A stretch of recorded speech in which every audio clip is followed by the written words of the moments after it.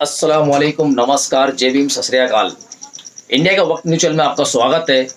आज बाला साहब जो जिला अध्यक्ष है जलगांव जिले के इंडियन नेशनल कांग्रेस पार्टी के, और यहाँ पर उनसे अपन बात करेंगे और उनके साथ में बहुत सारे कार्यकर्ता मौजूद है। यहाँ पर उनका भी इंट्रो लेंगे अपन कि किस तरीके से तालुके के अंदर 40 तालुके में कैसा काम हो रहा है, ये सब की पता करेंगे अपन। यहाँ पे हमारे राहुल यादव साहब भी है, उनसे कुछ बातें करेंगे अपन, क्योंकि काफी सालों से कांग्रेस पार्टी से जुड़े, कितनी शाखा ओपनिंग की उन्होंने, इसके बारे में कुछ ताल्लुक से तफसील से उनसे कुछ बात करेंगे। और बाला साहब से तो पूरी जानकारी लेंगे अपन कि किस आने वाले चुनाव के अंदर राज्यसभा में, लोकसभा में किस तरीके से इनका काम चलेगा, वो उनके पूछताछ करते जाए उनसे।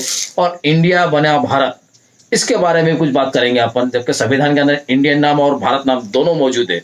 और इतिहास में जाएंगे तो भारतीय ओरिजिनल नाम ऐसा माना जाता है। इसके बारे में भी तफसील में अगली वीडियो में जरूर बताएंगे। फिलहाल अध्यक्ष कांग्रेस पार्टी के, उनसे हम कुछ सवाल जवाब करेंगे। अगर मेरे बोलने में कुछ फर्क पड़ता है तो जरूर इससे कांटेक्ट कीजिए। और जो मेरे चैनल पर काम करना चाहता है, खास करके 40 मालेगांव और नासिक, मुंबई के अंदर, तो जरूर मेरे से कांटेक्ट जरूर कीजिए। इंडिया के वक्त न्यूज चैनल में आपका स्वागत है सर। तालुके के अंदर पहली बार आपको देखा मैंने, कांग्रेस पार्टी की रैली निकली है, तो किस बुनियाद पर निकाली गई रैली? आपको पता है कि पिछले साल 7 सितंबर को हमारे कांग्रेस पक्ष के नेता खासदार राहुल जी गांधी यांनी भारत जोड़ो यात्रा निकाली हुई थी। कन्याकुमारी से लेकर कश्मीर तक वो 3,570 किलोमीटर चले, और उस यात्रा के दौरान उन्होंने कोई नेता या लीडरों से मुलाकात नहीं की। तो रास्ते पे चलते चलते जो भी लोग उनको खेतों में काम कर रहे थे, शेतकरी हो, खेत मजदूर हो, या किसी सिटी में जाने के बाद में जो मजदूर होते हो, या कोई कष्टकारी करता हो, या बूढ़ा हो, जवान हो, औरत हो, कॉलेज के लड़के हो, हर एक से उन्होंने बात की और उन्होंने लोगों की क्या तकलीफें समझ ली। राहुल जी का जो दौरा था वो कोई पॉलिटिकल दौरा नहीं था कि कांग्रेस पार्टी के लिए दौरा नहीं था।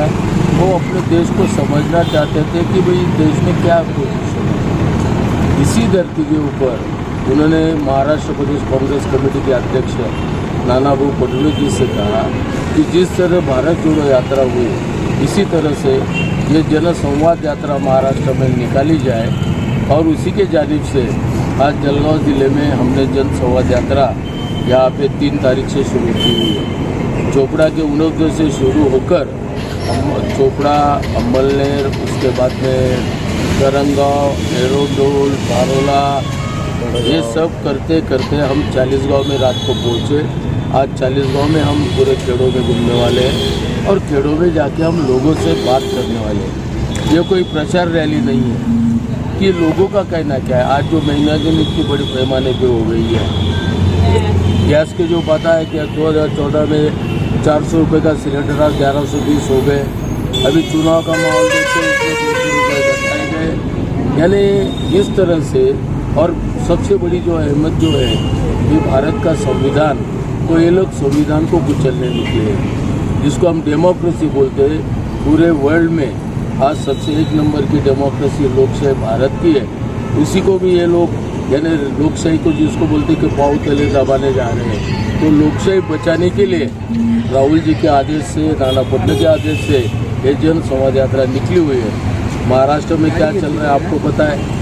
मराठा महासमाज के लोग अपनी सर, पूरे महाराष्ट्र में नाकाबंदी करी गई है अभी मराठा समाज के आरक्षण की वजह से, फिर भी आपकी रैली निकल रही है। आपको रास्ते में कोई आड़ी अड़चन या फिर कोई अपने नहीं सिटी यहाँ पर जलगांव जिले में नहीं है? नहीं, ये जो आंदोलन है, ये जो दबाने, मराठा समाज का आंदोलन दबाने का काम कौन कर रहा है आपको पता है। इसमें सबसे बड़ा विलन कौन है ये लोगों को पता है। इसलिए लोग हमें तकलीफ नहीं दे रहे। आज राज्य के जो आज मुख्यमंत्री है, उप मुख्यमंत्री है, आज देवेंद्र फडणवीस ने क्या किया था, जो कार्तिकेयन था मराठा समाज का वकील, गवर्नमेंट ने जो किया हुआ, तो उसी को बताया गया था कि भाई ज़्यादा तूने बोलना नहीं, चुप बैठना, ताकि मराठा समाज का जो कुछ डिमांड से आरक्षण के बारे में फेल हो जाए।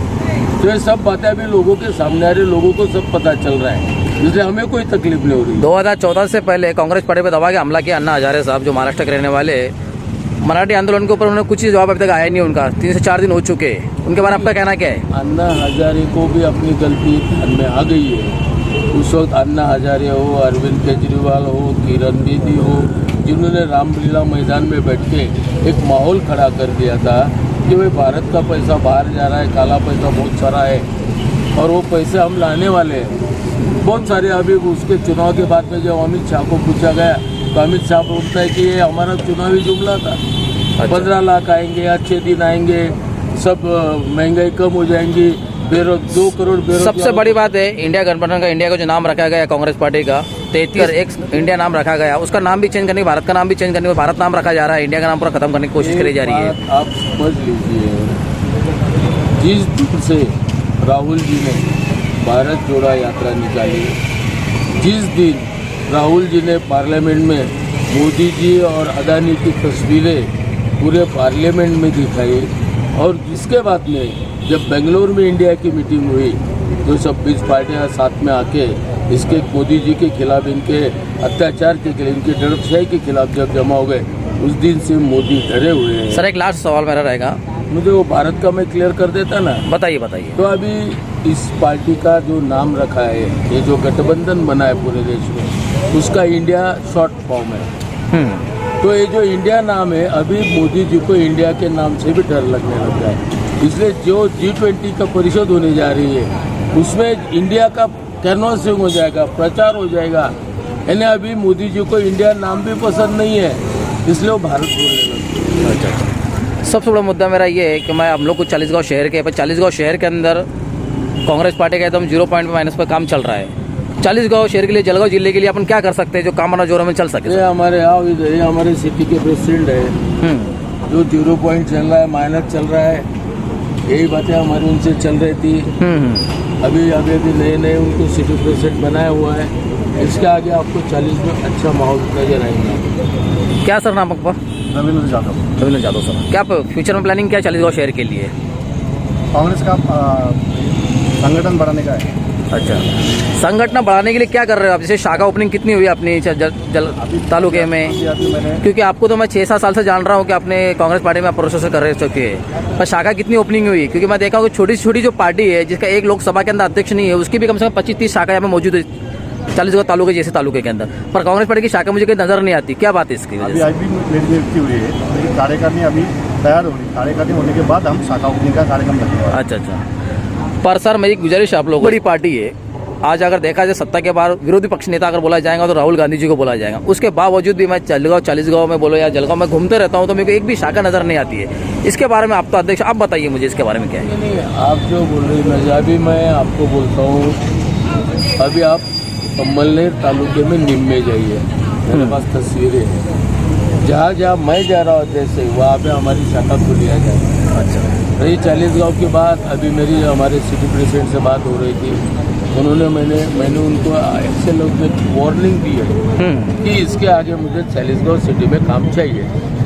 मुझे उन्होंने प्रॉमिस किया है कि भाई इसके जब मेरी अगली ट्रिप होगी चालीसगांव में तो आपको ये जो आपकी शिकायत है वो नजर आएगी। ठीक है सर, बहुत अच्छा लगा आपसे बात करके मुझे।